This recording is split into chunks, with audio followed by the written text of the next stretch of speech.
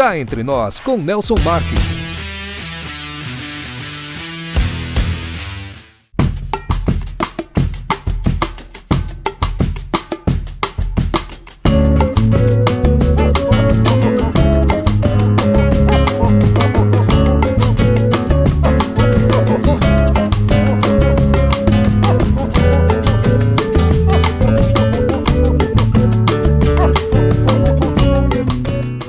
Você já conhece a Indústria Marques da Costa?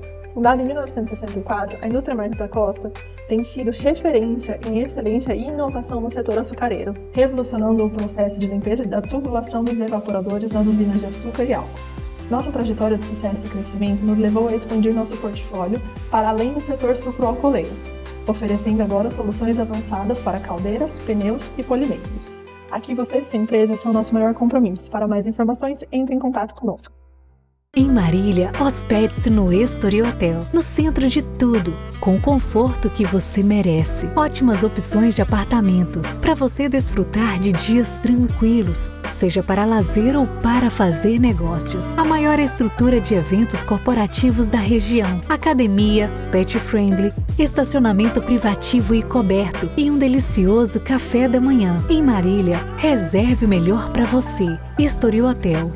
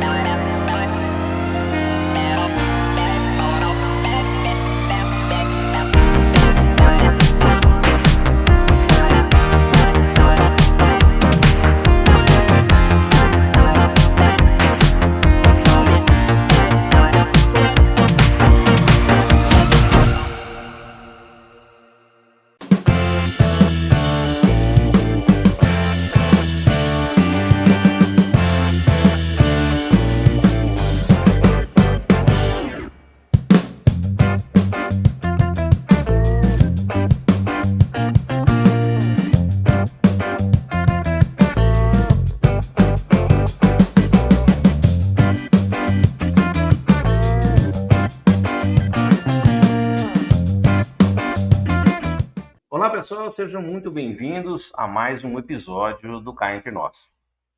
Hoje o nosso assunto é saúde e vamos conversar sobre como manter o bem-estar respiratório, vocal e auditivo em todas as estações do ano.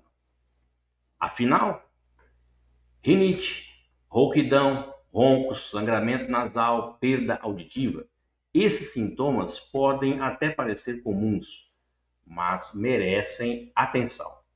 E para nos ajudar a entender melhor tudo isso, temos a honra de receber aqui a otorrinolaringologista, a doutora Evelise Ribeiro Braga, que vai trazer dicas, esclarecimentos e alertas super importantes. Doutora Evelise, seja muito bem-vindo ao Cá Entre Nós e muito obrigado por aceitar o nosso convite. Olá, muito obrigada. É bem bom a gente poder conversar de vez em quando sobre as coisas que as pessoas conseguem fazer para poder se preparar para as mudanças que vão acontecendo com o passar do tempo. É sempre legal ter um espaço desse. Que bom, fico muito contente em tê-la aqui no nosso programa. Há tempo já queríamos trazê-la, mas sabemos da complexa agenda que ela tem e agradecemos do fundo do coração a sua vinda aqui no nosso programa e pela confiança também no nosso trabalho. Muito obrigado. Doutora Evelise, para começarmos, quais são os problemas mais comuns que o otorrino atende nas diferentes estações do ano? Existe mesmo um aumento de casos no inverno? É isso? Mais ou menos isso. É que, na verdade, é muito diferente as estações para o tipo de doença. No inverno, por causa do ar mais frio e seco, a gente acaba tendo mais doenças virais e com evolução para doença respiratória, e também por causa da sazonalidade dos vírus, que são mais comuns nessa época, então a gente acaba tendo um aumento de tanto as gripes e resfriados, quanto sinusite bacteriana, otite média aguda, as próprias amidalites aumentam nesse período. Mas, em compensação, a gente tem um aumento, por exemplo, das otites externas, que são as infecções da orelha externa, que são mais comuns na época do calor, porque elas dependem muito de água. Então, piscina, rio, praia. Então, assim, volta, janeiro é o mês da gente ver absurdamente muita otite externa, porque todo mundo ficou ali de molho na praia e em piscina, e a gente acaba tendo uma evolução ruim. E aqui onde eu estou, né, que a gente está no Mato Grosso, que é muito calor, o trem é meio bagunçado, porque a gente tem um clima muito doido, porque como é muito quente, todo lugar tem ar-condicionado. Então, o choque térmico para a gente não é só nessa época, é o ano inteiro. Então, a gente acaba tendo muitas crises de rinite, principalmente rinite vasomotora, o ano todo, porque é muito calor. Aqui, inclusive, assim, usar uma golinha assim é um evento, porque nós estamos num clima ameno aqui, que para a gente é bem frio, mas isso é raro. A gente tem muito calor, então com esse temperatura alta, a gente tem choque térmico. Então, a gente tem aqui é um pouco bagunçado o que aparece, mas mesmo assim a gente vê aumento das infecções nessa época e aumento das doenças ligadas com água mais no início do ano. Legal. E a gente vê que nessa época de tempo seco, muita gente sofre com sangramentos nasais. O que causa esse sintoma e o que podemos fazer para evitá-lo? O sangramento nasal, ele é extremamente comum, principalmente em criança. Então, a primeira coisa que a gente tem que dividir é a gravidade. O sangramento nasal em criança e adulto jovem, geralmente é sangramento leve. Parece um absurdo, porque um pouquinho de sangue parece uma coisa enorme, né? Ainda mais para quem não está acostumado com isso. Mas o sangramento do septo anterior, que é a epistaxe anterior, que é a mais comum, são vasinhos muito fininhos, então eles acabam parando sozinhos. Diferente do posterior, que normalmente não para, e geralmente paciente idoso. Esse não tem jeito, esse é hospital direto. Mas o sangramento anterior, a gente consegue evitar com a hidratação da mucosa nasal e do ambiente. O sangramento, ele ocorre principalmente pelo ressecamento. O ar seco, ele entra roubando umidade de todo mundo, porque o pulmão não quer saber, o pulmão quer um ar bom. Então, ele vai roubando, começa no nariz, aí ele roubar da garganta, da prega vocal, até chegar lá embaixo. Então, quanto mais seco o ar, mais fácil o sangramento, porque os vasinhos são muito fininhos e muito superficiais. Com esse ressecamento, essa mucosa racha com facilidade. E como o vasinho está bem na superfície, ele rompe. Então, a gente tem... Aí, sangrou uma vez, faz uma crosta de cicatrização, que quando ela cai, sangra mais. Por que é maior em criança? Porque, além de tudo, a criança cutuca. Então, quando a casquinha está formando, a criança enfia o dedo, arranca. Então, a gente fica com aquele sangramento. Então, a gente precisa, desde lavagem nasal e hidratar o ambiente, até alguns pacientes que têm um ressecamento crônico, que a gente tem que usar. Existem soros em formato de gel para poder hidratar a mucosa, existem algumas pomadas que também hidratam, e às vezes, quando é muito frequente, a gente tem que queimar o vasinho, que é uma coisa simples feita em consultório mesmo, a cauterização. Uhum. Isso aí. Legal. Doutora Evelise, e a rinite alérgica é um problema que afeta milhares de brasileiros, na verdade. Quais são os gatilhos mais frequentes e como o paciente pode aprender a conviver melhor com essa condição? Acho que a primeira coisa que a gente precisa entender é que a rinite alérgica é a rinite crônica mais comum, mas não é toda rinite que é alérgica. E, por exemplo, muita gente acha assim, eu tenho alergia a ar-condicionado, eu tenho alergia a clima frio. Isso não é alergia, e é uma hipersensibilidade nasal. Você tem uma resposta muito grande. As rinites alérgicas é aquela que a gente consegue saber qual é a proteína que aquela pessoa reage para ter aquela crise. Como é que a gente sabe isso? Através de testes alérgicos. Então, a gente pode ter no mesmo paciente uma rinite alérgica e não alérgica convivendo junto. Então, é aquele paciente que ele nunca está bem, porque se ele está num lugar empoeirado, ele está ruim, se ele tem um gato, um cachorro, chega perto dele, ele está ruim, mas também o ambiente está maravilhosamente bem, e aí liga um ar-condicionado, ele está ruim também. Então, é muito pessoal. Então, eu posso ter desde uma pessoa que tem um monte de crise e não tem alergia a nada, até uma pessoa que tem alergia a um monte de coisa e não tem problema com mudança de clima, ar-condicionado, tempo seco, e o mais comum, que é assim, que é o que a pessoa acaba sofrendo com tudo isso. E uma coisa é, quando o seu nariz está ruim, qualquer coisa te empurra para a crise. Então, quando a gente consegue estabilizar, a gente tem uma qualidade de vida boa. Eu até brinco muito com os pacientes assim, você não vai morrer dessa rinite, mas você vai viver com ela.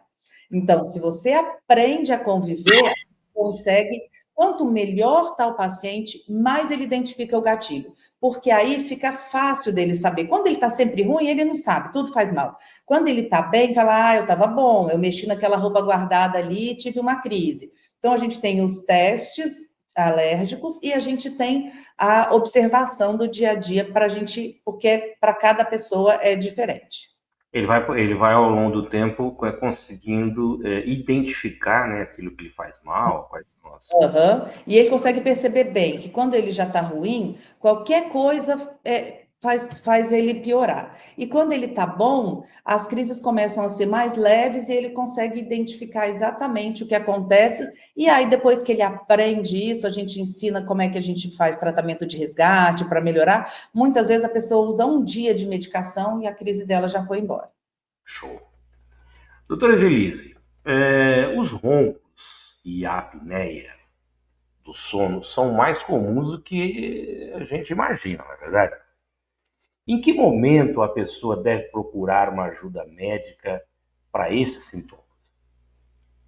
A gente tem uma coisa até engraçada, que principalmente em homens, o ronco é socialmente aceito. É como se fosse normal. Não, meu avô roncava, meu pai roncava, meu marido ronca e não é assim. O ronco é realmente o problema dos outros. Então, o ronco incomoda quem está com você. Mas o ronco pode ser a ponta do iceberg.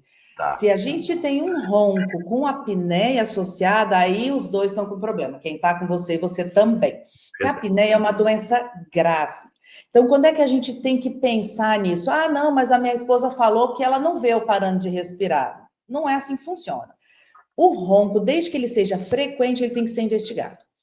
Por quê? Se eu tiver ronco puro, o ronco primário, que a gente chama, é só ronco, eu não tenho apneia, às vezes tratando uma rinite que não está tratada, às vezes se for numa criança, uma hipertrofia de adenoide de amígdala, e eu tenho um monte de coisinha, um paciente que está acima do peso, a gente perde peso, ele melhora muito, e se eu não tiver nada disso, existem aparelhos que a gente coloca dentro da boca para segurar cada dentária no lugar, para impedir que a língua caia à noite e a gente consegue zerar o ronco. Então, assim, você consegue evitar um divórcio até, né?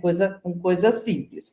Agora, a apneia vai depender da classificação, porque eu falo que eu não gosto de tratar a doença que não dói, não que eu gosto de ver os outros sofrer, mas quando dói a pessoa leva a sério. E quando não dói, ela fala, não é nada. E a apneia, você não vai morrer dormindo. Então, a apneia é a parada respiratória por mais de 10 segundos. Então, não é que você vai parar e não vai voltar. O problema é longo prazo.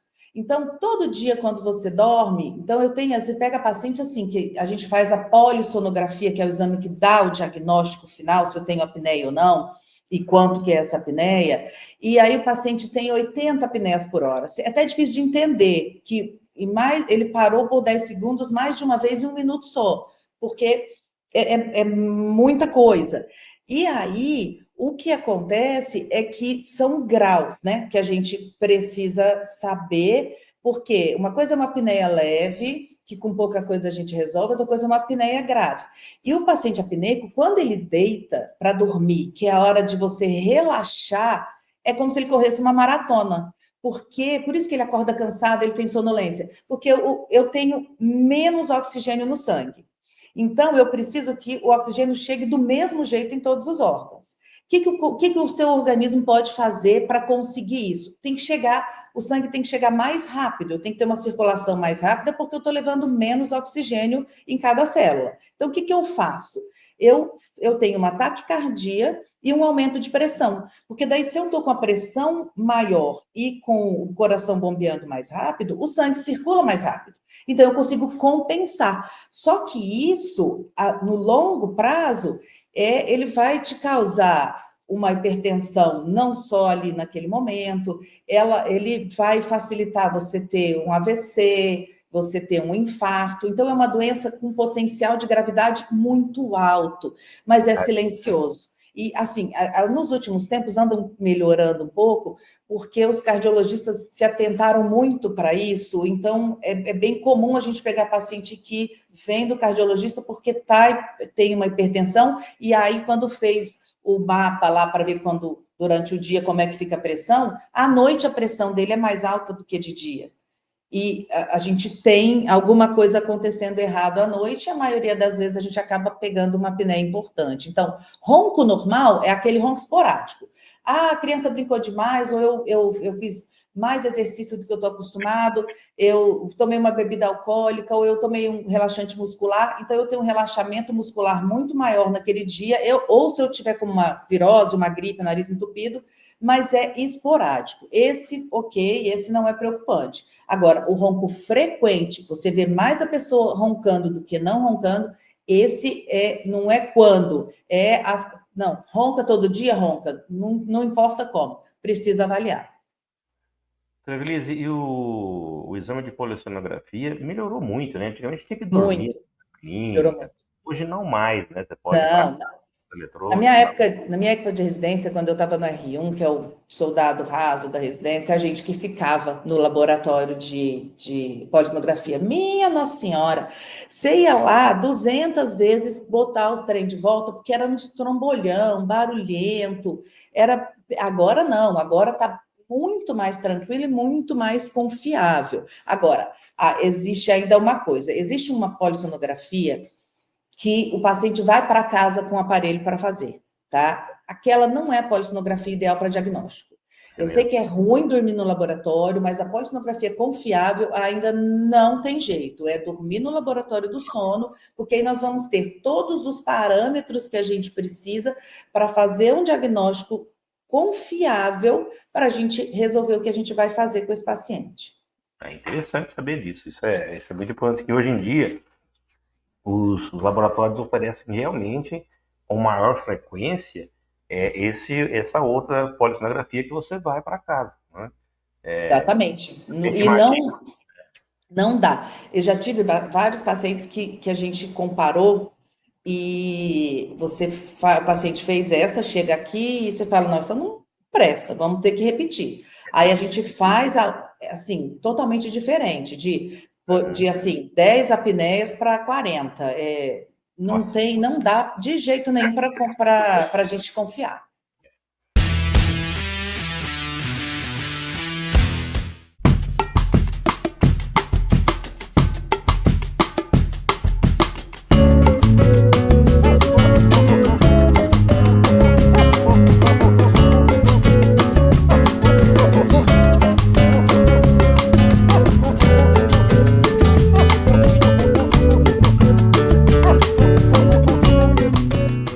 Você já conhece a indústria Marques da Costa? Fundada em 1964, a indústria Marques da Costa tem sido referência em excelência e inovação no setor açucareiro, revolucionando o processo de limpeza da tubulação dos evaporadores das usinas de açúcar e álcool. Nossa trajetória de sucesso e crescimento nos levou a expandir nosso portfólio para além do setor sucroalcooleiro, oferecendo agora soluções avançadas para caldeiras, pneus e polimeiros. Aqui você e sua empresa são nosso maior compromisso. Para mais informações, entre em contato conosco. Em Marília, hospede-se no Estori Hotel, no centro de tudo, com o conforto que você merece. Ótimas opções de apartamentos para você desfrutar de dias tranquilos, seja para lazer ou para fazer negócios. A maior estrutura de eventos corporativos da região, academia, pet friendly, estacionamento privativo e coberto e um delicioso café da manhã. Em Marília, reserve o melhor para você. Estori Hotel.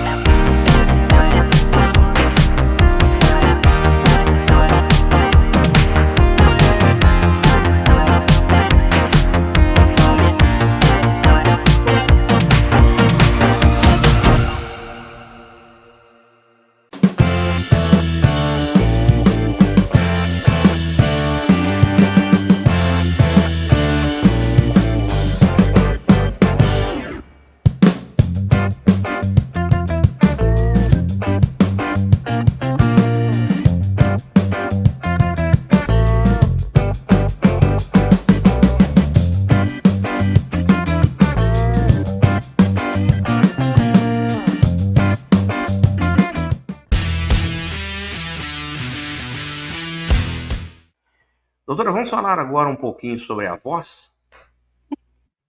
Rouquidão constante pode ser sinal de algo mais sério? Existe um tempo limite para a rouquidão ser considerada normal? Tem, acho que basicamente dois tipos de coisa que a gente precisa prestar atenção. A gente tem a rouquidão arrastada por mais de 15 dias, a gente precisa investigar. Passou de 15 dias, sua voz não voltou ao normal, a gente precisa investigar. E a gente tem a rouquidão recorrente, que é assim, qualquer coisa que acontece, a pessoa perde a voz.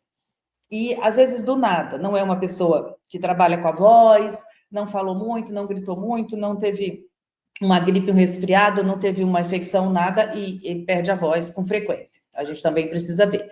E profissionais que trabalham com a voz. Isso é muito importante. Se a pessoa, em professor é o que a gente mais vê, que cansa para falar, fica rouca com facilidade, e é um instrumento de trabalho, né? Então, você trabalha sofrendo. A gente vê professor que, quando chega na quarta-feira, ele já está sofrendo para dar aula, na sexta-feira ele praticamente não fala, e muitas vezes chega para a gente quando já está nesse estágio, e não tem o que fazer, porque demora para você reabilitar, e você reabilitar uma voz, uma pessoa usando ela exageradamente, é bem complicado. Então, assim, eu acho que é principalmente isso, rouquidão recorrente, que toda hora você tem, a rouquidão arrastada, seguida por mais de 15 dias, e profissional da voz que está sentindo a voz falhar, está sentindo que está fazendo força para falar, não espera ficar ruim, não, porque na fase que você ainda não instalou aquela rouquidão importante, a gente avalia, laringe estando boa, a gente manda para a fonoterapia e fica muito bom. Então, só que quanto mais precoce, menos a gente precisa de deixar o paciente sofrendo com isso. E quanto à audição? A perda auditiva pode acontecer de forma silenciosa? Quais os sinais que nós, como pacientes, devemos observar no dia a dia, doutora? A perda auditiva, vamos falar da perda auditiva com o passar do tempo, porque a gente tem a perda auditiva congênita, da criança pequena, que é mais complicado, mas a perda auditiva que a gente vai tendo com o passar dos anos, todo mundo vai ter. Não tem essa. Passou dos 40, você vai precisar de óculos para ler, A não ser algumas pessoas, o míope é uma outra conversa, mas passou dos 40, muda. E a audição, normalmente após os 65, a gente começa a ter alguma coisa, e aí é muito hereditário. Tem famílias que depois dos 70, quase todo mundo já está com uma perda ruim, e tem família que vai até os 80 para ter alguma coisa, mas todo mundo vai ter. Essa a gente não consegue fugir. E vai devagar. Não é uma coisa que você acordou e não escuta, porque essa a gente faz diagnóstico na hora, que existe isso que chama surdez súbita, mas o paciente acordou e vê que ele não escuta nada, então esse a gente faz o diagnóstico rápido. O problema é o que vai lento. Então você vai aumentando o som da TV devagar, você vai pedindo para as pessoas repetirem as coisas até chega um ponto que você vai evitando encontrar pessoas, porque aquilo fica muito chato para você, porque você não entende nada. Quanto mais gente tiver, pior fica. E então, às vezes, a gente demora. Por exemplo, se a gente vê uma pessoa mais idosa que mora sozinha, ou um casal, por exemplo, às vezes os dois estão perdendo ao mesmo tempo. Então, eles não conseguem enxergar isso, porque os dois precisam aumentar, os dois estão falando alto, os dois... Então, é normal, né? E isso é muito importante, porque até um tempo atrás, a gente achava que precisava mandar o paciente para usar aparelho auditivo quando ele estivesse muito ruim para ouvir. Isso deu muito errado. Porque hoje a gente sabe que a gente tem uma ligação muito estreita entre a perda auditiva não corrigida e demência precoce. Então, se você tiver genética para ter algum tipo de demência, a mais conhecido Alzheimer, e você começa a perder a audição e não recupera, essa demência vai se instalar mais rápido.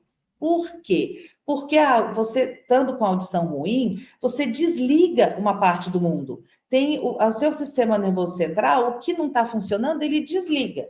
Então, quando a gente vai amplificar esse aparelho, vai protetizar esse paciente, quando ele está já com a perda auditiva instalada, é muito mais difícil. Sons que não ouvia vão voltar a ouvir, e aí ele vai sofrendo. Então, hoje em dia, a gente sabe que a gente faz. Paciente acima de 65 anos, não tem queixa? Não. Já fez uma audiometria? Não. Vamos fazer.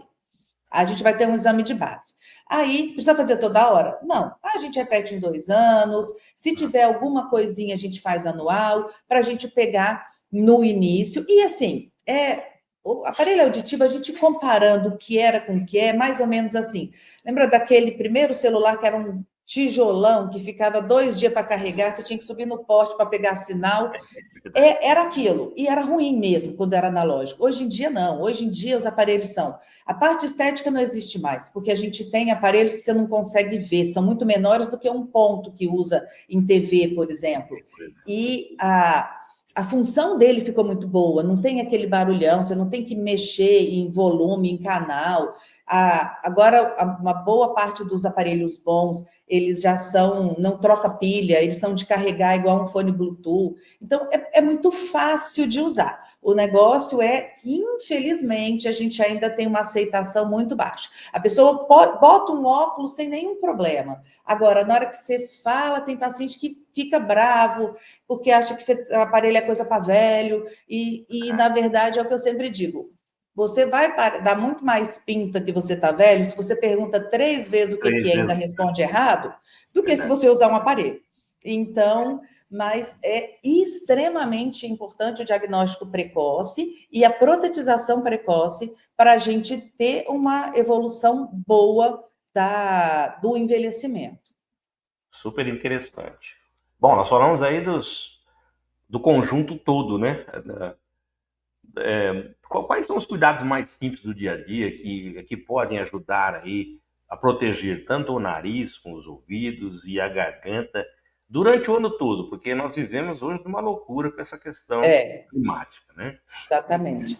Assim, a lavagem nasal é uma coisa extremamente importante, e é importante isso, mas é importante você saber que a lavagem nasal não é a mesma para todo mundo, que nem virou moda essas lavagens com garrafinha, de você empurrar de um lado para sair aquela bola de catarro do outro, aquilo virou moda. E nem tudo que entope o nariz é secreção, inclusive a maioria das vezes não é. Então, aquilo tem que ser muito bem aprendido, não pode ter velocidade, aquilo é lavagem de volume, não é lavagem de força. Então, tem o seu lugar, mas não é para você repetir o que você viu alguém ensinando na TV, porque pode dar errado. E a gente tem os soros de ato contínuo, você tem aqueles de puffzinho, então cada um se adapta com uma maneira. Ouvido, eu falo mais que é para, se não fizer ajuda, é não tentar limpar. Não tenta limpar, não vai dar certo. O famoso cotonete. Não dá certo. O cotonete é praticamente do tamanho do canal do ouvido, então ele sai sujo, mas ele empurrou um monte. Então, piora. Além da facilidade que a gente tem de trauma de canal. Não é incomum a gente ver sangramento, porque tentou limpar, e rolha, então, nem se fala. Rolha de cera que a pessoa mesmo causou é extremamente comum. Ah, como é que eu limpo? Infelizmente, não é todo mundo que tem que limpar, mas se você forma cera sempre, você vai ter que ter um otorrino seu que vai te acompanhar. Eu tenho paciente aqui que a gente limpa a cada 2 meses e não faz rolha. É comum? Não. Eu tenho 3 atualmente desse. Esse é um paciente que nunca vai faltar na vida, porque passou de 2 meses, ele entope e fica desesperado. Mas tem gente que a maioria nunca vai limpar, e dos que tem muita cera, a gente precisa, às vezes, 2 vezes por ano, 3 vezes por ano. E tem gente que se incomoda com pouca cera, mas eu sinto a cera andar. Beleza, então não é porque entupiu que a gente vai limpar preventivo para você não se incomodar. E acho que a gente precisa ter bastante cuidado com a voz, né? Principalmente quem trabalha com a voz, se você tem alguma cansaço, dificuldade, rouquidão com facilidade, procura, porque a gente tem muita coisa legal para fazer. E eu acho que e principalmente isso. E os cuidados, assim, não posso tomar gelado, porque, na verdade, o gelado, ele não é o culpado de nada. O choque térmico é ruim. Se você está comendo uma coisa quente, tomando uma coisa gelada, isso realmente é ruim. Mas se eu estou toda suada, a criança chega correndo, suada, que ela estava brincando, vai lá, abre a geladeira e toma água gelada. Isso é ruim. Agora, o gelado sozinho, para algumas pessoas ele é ruim, para outras não. Então, a maioria pode sem nenhum problema. Eu acho que é mais... A via aérea nossa aqui, ouvido, nariz, garganta, é muito fácil a gente perceber. É uma coisa que é perceptível qualquer alteração. Parece que está meio ruim, parece que está errado, procura um otorrino, que é tudo, se a gente achar no começo, é muito mais fácil de resolver. Perfeito. Doutora, existe alguma relação entre a saúde respiratória e a qualidade de vida emocional, como o estresse, a ansiedade e até o sono ruim? Sim, muita. A ansiedade, ela acaba piorando muito o sono, né? A pessoa que deita e ela não desliga, ela vai realmente ter uma qualidade de sono ruim. Se a gente juntar isso com uma pessoa que tem, por exemplo, uma obstrução nasal noturna, que é muito comum, aí acabou, porque ela demora para dormir, aí até ela dormir, ela já sentiu o nariz entupir, aí aquilo começa a incomodar, então realmente muda bastante coisa. E a voz, a gente tem, não é uma coisa muito rara, não é comum, mas não é muito raro, a gente tem afonia, a pessoa perde totalmente a voz por problema emocional. Passou por um trauma, teve alguma coisa acontecendo, algum problema grande que está preocupando, e eu posso ter uma afonia por conta disso. Então, a gente vê uma relação realmente muito íntima a gente não está bem, a gente está aí hoje em dia, a gente normalmente todo mundo mais ansioso, parece que as coisas têm que ser tudo para ontem, e isso com certeza diminui a nossa defesa e abre muita porta para a gente ter infecção respiratória. Interessante. Realmente, o estresse que nós vivemos hoje em dia, essa ansiedade com tudo, com essa aceleração de informação, da necessidade de você estar em todos os lugares fazendo tudo, e o que é pior, mostrando tudo, a gente fica meio fora de órbita. Doutora Evelise, cá entre nós, crianças e idosos merecem atenção especial nessas áreas? O que muda nos cuidados com esse público? Com certeza, sim. A evolução de algumas doenças, ela é bem pior mais rápida nos extremos, né? Em criança pequena e em idoso, principalmente o idoso que já tem alguma patologia, uma diabetes compensada, uma hipertensão, e criança geralmente não tem aquela defesa. A gente vê muito criança que entra precoce na escola, é uma tristeza. E não tem muito jeito, a mãe precisa trabalhar, o pai precisa trabalhar. Hoje em dia não tem aquela figura da avó que fica em casa cuidando de criança, a avó também está trabalhando. Então eu tenho que botar na creche. Então a gente tem uma via aérea muito sensível e o contato muito próximo. A gente tem um aumento das infecções e uma gravidade maior.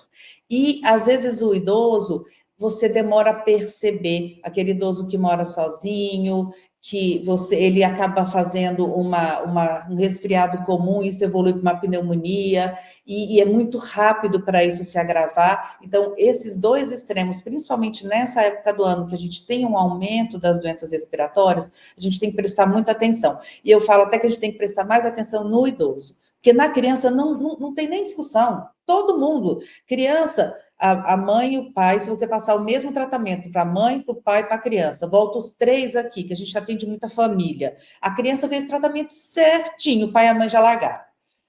E faz na criança todo dia e esquece o dele. Agora, o idoso, a gente acaba tendo um pouco mais de complicação, porque ele não está ali reclamando, ele acha que está tudo bem, ele não sabe te relatar, e a gente acaba tendo complicações, principalmente das doenças infecciosas bacterianas. Então, a evolução para a infecção bacteriana no idoso é rápida e pode ser muito grave.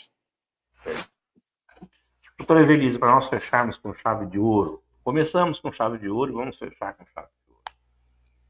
O que a senhora gostaria de dizer para as pessoas que nos ouvem agora e querem viver com mais saúde respiratória e auditiva em qualquer estação do ano?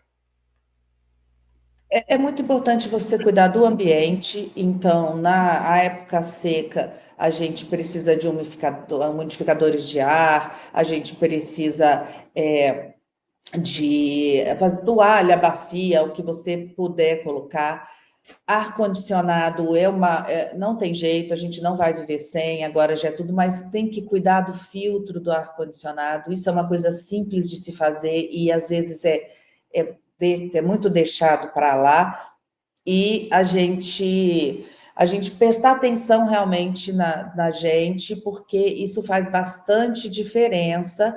A gente tem que ter um ambiente em volta saudável, mas a gente tem que prestar atenção quando qualquer alteraçãozinha, a gente precisa entender que dá para a gente resolver. E, por exemplo, a época de muita chuva, aqui quando começa a chover, parece que abriu uma torneira que não para. Se você tem muita umidade, tem que ser resolvido isso. Aquele fungo que está ali, naquele lugar da parede, ele não está só ali. Ele está circulando no ar e você está respirando aquilo ali. Então, a poeira do ambiente, o fungo, a poeira do ar-condicionado, aquilo está tudo entrando no seu nariz o tempo inteiro. Então, uma coisa muito legal e muito fácil, todo mundo deveria lavar o nariz antes de dormir. É muito simples e eu tiro tudo que acumulou no meu nariz durante o dia, porque o nariz é um filtro, vai tudo grudando lá dentro. Então, se eu lavo antes de dormir, eu diminuo muito a reação que eu vou ter a esses corpos estranhos que estão ali, tanto animados como inanimados. Eu posso ter uma poeira, mas eu posso ter um fungo, eu posso ter um vírus, e está tudo ali. E eu vou lavar. Então com isso eu não vou pegar mais nada? Ou seria ótimo, mas não é isso. Mas a gente vai minimizar, pelo menos, e a gente vai te dar um conforto respiratório durante a noite maior. Legal. Doutora Evelise, muito obrigado por sua participação aqui no Cá Entre Nós. Foi uma alegria contar com sua presença e com a forma tão esclarecedora com que compartilhou aí o seu conhecimento. Tenho certeza que as suas orientações, sem dúvida, ajudam muita gente a partir de agora a respirar melhor, ouvir com mais atenção e, é claro, cuidar da saúde com mais consciência ao longo do ano. Muitíssimo obrigado. É um prazer estar aqui. Por sua participação. Eu vou pedir mais uma gentileza. Eu vou colocar aqui os seus contatos e pediria para que, por gentileza, deixassem uma mensagem para os nossos telespectadores e também os nossos seguidores do nosso canal do YouTube. Eu acho que se ficar a mensagem de que a gente precisa se cuidar, é o principal. Não espera ficar ruim, tenta descobrir as coisas no começo, nem tudo precisa ser grave para ser tratado, tem muita coisa que não é grave, mas é incômodo, é chato, e tem muita coisa que você acha que é só um incômodo chato e é grave. Então, não está bem? Na dúvida, procura uma avaliação do clínico, conversa com o pediatra da criança, se você já tiver um otorrino que te acompanha, ótimo, mas procura uma ajuda para saber se aquilo é normal, se aquilo não é normal, porque tudo que a gente faz desde cedo tem uma evolução muito melhor. Prevenção, né, doutora? É sempre muito bom, né? Legal. Bom, pessoal, eu conversei aqui com a médica otorrinolaringologista, a doutora Evelise Ribeiro Braga. A semana que vem nós teremos uma nova entrevista aqui no Cá Entre Nós e, é claro, sempre contando com a sua colaboração, você que nos segue aí nas redes sociais e que também constantemente está nos enviando os seus e-mails sugerindo as pautas a serem tratadas aqui no nosso programa. Se você ainda não se inscreveu no nosso canal, por favor, inscreva-se e ative o sininho para que você possa receber as nossas notificações. Aproveita que você está por aí, deixa aquele like para o nosso programa e, se possível, divulgue os nossos vídeos nas suas redes sociais e também nos seus grupos de WhatsApp. A todos que ficaram conosco até agora, nosso muito obrigado pelo carinho da audiência e até a semana que vem com uma nova entrevista. Solta a vinheta. Cá Entre Nós com Nelson Marques.